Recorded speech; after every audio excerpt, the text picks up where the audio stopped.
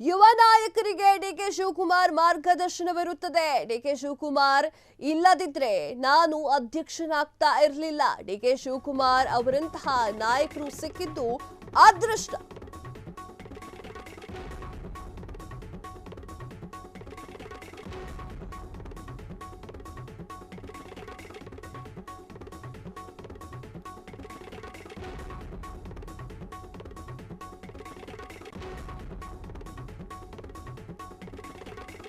S,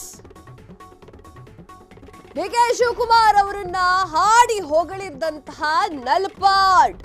ಹೌದು, ಮಾಜಿ ಅಧ್ಯಕ್ಷ ಮೊಹಮ್ಮದ್ ನಲ್ಪಾಡ್ ಅವರು ಡಿಕೆ ಶಿವಕುಮಾರ್ ಅವರ ಮಾರ್ಗದರ್ಶನ ಮತ್ತು ಬೆಂಬಲವಿಲ್ಲದೆ ತಾವು ಯುವ ಕಾಂಗ್ರೆಸ್ ಅಧ್ಯಕ್ಷನಾಗೋದಿರಲಿಲ್ಲ, ಆಗ್ತಾ ಇರಲಿಲ್ಲ ಅಂತ ಸ್ಮರಿಸಿಕೊಂಡಿದ್ದಾರೆ.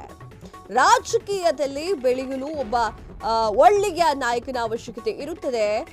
ಡಿಕೆ ಶಿವಕುಮಾರ್ ಅವರು ಅಂಥದ್ದೇ ಒಳ್ಳೆಯ ನಾಯಕ. ನನಗೆ ಸಿಕ್ಕಿರೋದು ನನ್ನ ಒಂದಿಷ್ಟು ಹಿಂದಿನ ಜನ್ಮದ ಪುಣ್ಯ ಅನ್ನೋದ್ರ ಬಗ್ಗೆ ಎಲ್ಲ ಅವರು ಮಾತನಾಡ್ತಾರೆ. ವಿಚಾರ ಇಷ್ಟೇ, ಪ್ರದೇಶ ಯುವ ಕಾಂಗ್ರೆಸ್ನ ನೂತನ ಪದಾಧಿಕಾರಿಗಳ ಪದಗ್ರಹಣ ಕಾರ್ಯಕ್ರಮದಲ್ಲಿ ಎಲ್ಲ ನೂತನ ಪದಾಧಿಕಾರಿಗಳಿಗೆ ಕೆಪಿಸಿಸಿ ಅಧ್ಯಕ್ಷ ಡಿಕೆ ಶಿವಕುಮಾರ್ ಅವರು ಪ್ರತಿಜ್ಞತಾ ವಿಧಿ ಬೋಧನೆಯನ್ನ ಮಾಡಿದ್ದಾರೆ. ಈ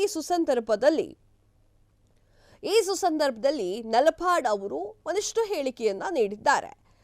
ಡಿಕೆ ಶಿವಕುಮಾರ್ ಅವರ ಮಾರ್ಗದರ್ಶನ ಮತ್ತು ಬೆಂಬಲವಿಲ್ಲದೆ ನಾವು ಯುವ ಕಾಂಗ್ರೆಸ್ ಅಧ್ಯಕ್ಷನಾಗೋಕೆ ಆಗ್ತಾ ಇರಲಿಲ್ಲ ಅಂತ ಅದರ ಬಗ್ಗೆ ಮಾತನಾಡಿದ್ದಾರೆ, ನೆನಪಿಸಿಕೊಂಡಿದ್ದಾರೆ. ರಾಜಕೀಯದಲ್ಲಿ ಬೆಳೆಯಲು ಒಬ್ಬ ಒಳ್ಳೆ ನಾಯಕನ ಒಂದು ಸಪೋರ್ಟ್ ಬೇಕಾಗುತ್ತೆ ಅಂತ ಹೇಳಿದ್ದಾರೆ. ಯುವ ಕಾಂಗ್ರೆಸ್ ಅಧ್ಯಕ್ಷನಾಗಿ ಮಂಜುನಾಥ್ ಗೌಡ ಆಯ್ಕೆಯಾಗಿದ್ದಾರೆ. ಮಂಜುನಾಥ್ ಗೌಡರಿಗೆ ಕಾಂಗ್ರೆಸ್ ಧ್ವಜ ಹಸ್ತಾಂತರಿಸಿದಂತಹ ನಲ್ಪ. ಡಿಕೆ ಶಿವಕುಮಾರ್ ಹೇಳಿಕೆಯಿಂದ ನಾನು ಯುವ ಕಾಂಗ್ರೆಸ್ ಸ್ಥಾನವನ್ನ ಬಿಟ್ಕೊಟ್ಟೆ, ಹೊಸಬರಿಗೆ ಅವಕಾಶ ನೀಡಬೇಕು ಅಂತ ಹೇಳಿದ್ದು ಡಿಕೆ ಶಿವಕುಮಾರ್. ರಾಜಕೀಯದಲ್ಲಿ ಬೆಳಗಲು ಒಳ್ಳೆಯ ನಾಯಕನ ಅವಶ್ಯಕತೆ ಇದೆ. ಡಿಕೆ ಶಿವಕುಮಾರ್ ಅವರಂತಹ ನಾಯಕರು ಸಿಕ್ಕರೆ ಇನ್ನೂ ಕೂಡ ಒಳ್ಳೆಯದು. ಡಿಕೆ ಶಿವಕುಮಾರ್ ಕುರಿತು ಮೊಹಮ್ಮದ್ ನಲ್ಪಾಡ್ ಹೇಳಿಕೆಯನ್ನ ನೀಡಿದ್ದಾರೆ. ಎಸ್, ಹೌದು, ಈ ಒಂದು ಸುಸಂದರ್ಭದಲ್ಲಿ ಇವರು ಹೇಳಿದ್ದಾರೆ, ಡಿಕೆ ಶಿವಕುಮಾರ್ ಅವರ ಮಾರ್ಗದರ್ಶನ ಮತ್ತು ಬೆಂಬಲವಿಲ್ಲದೆ ನಾವು ಯುವ ಕಾಂಗ್ರೆಸ್ ಅಧ್ಯಕ್ಷನಾಗೋಕೆ ಸಾಧ್ಯವಾಗುವುದಿಲ್ಲ ಎನ್ನುವಂತಹ ಮಾತನ್ನ ನೆನಪಿಸಿಕೊಂಡಿದ್ದಾರೆ. ತಾವು ಅಧ್ಯಕ್ಷರಾಗುವ ಸಂದರ್ಭದಲ್ಲಿ ತಮ್ಮ ವಿರುದ್ಧವಾಗಿದ್ದನ್ನ ಯಾರು ಕೂಡ ಸಹಿಸಿಕೊಳ್ಳೋಕ್ಕಾಗಲ್ಲ.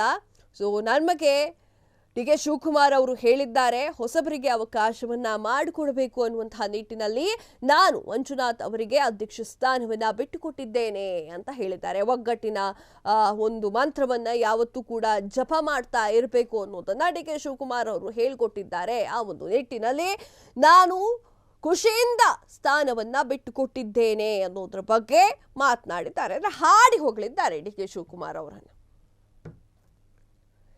ಬಿಜೆಪಿ ಕಾಂಗ್ರೆಸ್ ಗ್ಯಾರಂಟಿ ಕದನ ವಿಧಾನಸಭೆಯಲ್ಲೂ ಕೂಡ ಪ್ರತಿಧ್ವನಿಸಿತು. ಪ್ರಧಾನಿ ವಿರುದ್ಧವೇ ಗುಡುಗಿರುವಂತಹ ಸಿಎಂ ಸಿದ್ದರಾಮಯ್ಯ ಮೋದಿ ಗ್ಯಾರಂಟಿ ಜಾಹೀರಾತು ತೋರಿಸಿ ಟೀಕಾಸ್ತ್ರ ಬೀಸಿದ್ರು. ಪ್ರಧಾನಿಯವರನ್ನ ಟೀಕಿಸುವ ಮೂಲಕ ಸಿಎಂ ಬಿಜೆಪಿಗೆ ತಿರುಗೇಟನ್ನ ನೀಡಿದ್ದಾರೆ. ಗ್ಯಾರಂಟಿಗಳನ್ನೇ ಉಲ್ಲೇಖಿಸಿ ತಮ್ಮ ಮೇಲೆ ಮುಗಿಬಿದ್ದಂತಹ ಬಿಜೆಪಿಯ ಟೀಕಾಸ್ತ್ರಗಳಿಗೆ ಸಿದ್ದರಾಮಯ್ಯ ಕೌಂಟರ್ ಅನ್ನ ನೀಡಿದ್ದಾರೆ. ತಮ್ಮವರು ಗ್ಯಾರಂಟಿಗಳನ್ನೇ ತೋರಿಸಿ ಬಿಜೆಪಿಗರಿಗೆ ಸಿಎಂ ಪ್ರತ್ಯಕ್ಷವಾಗಿ ಹಾಗೆ ಅಸ್ತ್ರವನ್ನ ಹೂಡಿದ್ದಾರೆ. ಅಸ್ತ್ರವನ್ನ ಬೀಸಿದ್ದರಿಂದ ಬಿಜೆಪಿ ಸದಸ್ಯರು ಫುಲ್ ಸೈಲೆಂಟ್ ಆಗಿ ಹೋಗ್ಬಿಟ್ಟಿದ್ದಾರೆ. ಇದೇ ವೇಳೆ ಬಿಜೆಪಿಗರನ್ನ ತರಾಟೆಗೆ ತೆಗೆದುಕೊಂಡಿರುವಂತಹ ಮುಖ್ಯಮಂತ್ರಿ, ನಿಮಗೆ ನಮ್ಮ ಗ್ಯಾರಂಟಿಗಳನ್ನ ಟೀಕಿಸುವ ಹಕ್ಕಿಲ್ಲ, ನೀವೇ ನಮ್ಮ ಗ್ಯಾರಂಟಿಗಳನ್ನ ಕಾಪಿ ಮಾಡ್ಕೊಂಡಿದ್ದೀರಾ ಅಂತ ಹೇಳಿ ಟೀಕೆಯನ್ನ ಮಾಡಿದ್ದಾರೆ. ಮೋದಿ ಗ್ಯಾರಂಟಿ ಅಂತ ಹೇಳಿ ನಮ್ಮನ್ನ ಕಾಪಿ ಮಾಡ್ಕೊಂಡಿದ್ದೀರಾ ನೀವು ಅಂತ ಹೇಳಿದ್ದಾರೆ. ಹೀಗಿದ್ದಾಗ ನೀವು ನಮ್ಮನ್ನ ಟೀಕಿಸೋದು ತಪ್ಪಾಗುತ್ತೆ.